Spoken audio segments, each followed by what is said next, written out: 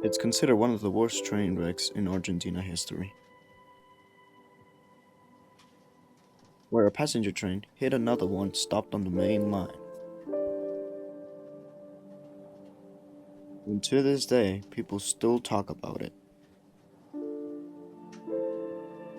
This is the story of the 1970 Benavidez train disaster.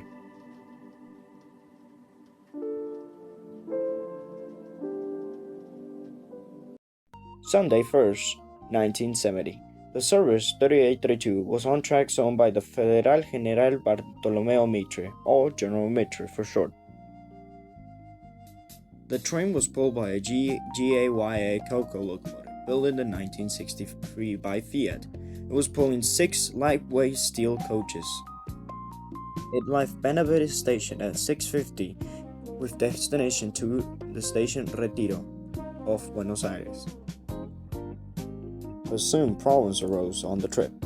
The driver of the train said that he was worried about his engine. He said he was having issues leaving Benavidez Station. The next stop was Pacheco Station, but a few miles away from Benavidez Station, the train started to slow down until it stopped.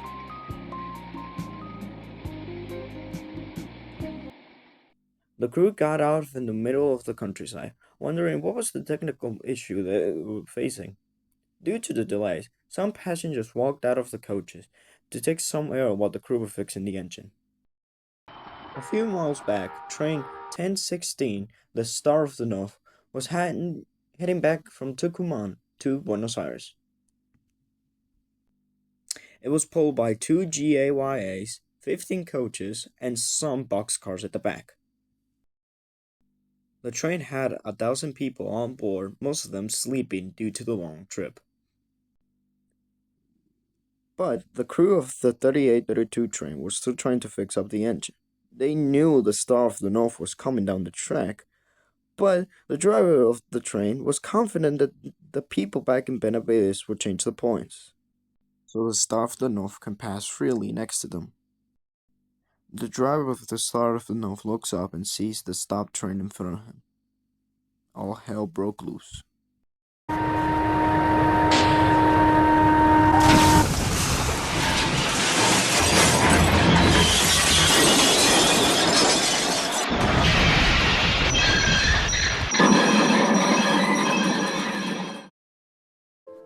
At 8 o'clock, the train 1060 hit the back of the 3832, telescoping into the steel cars.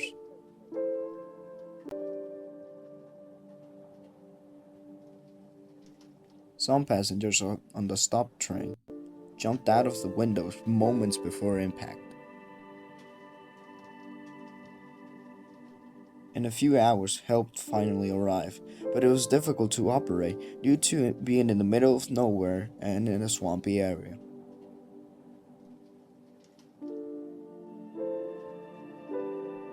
"263 people died in the accident, with 500 injured.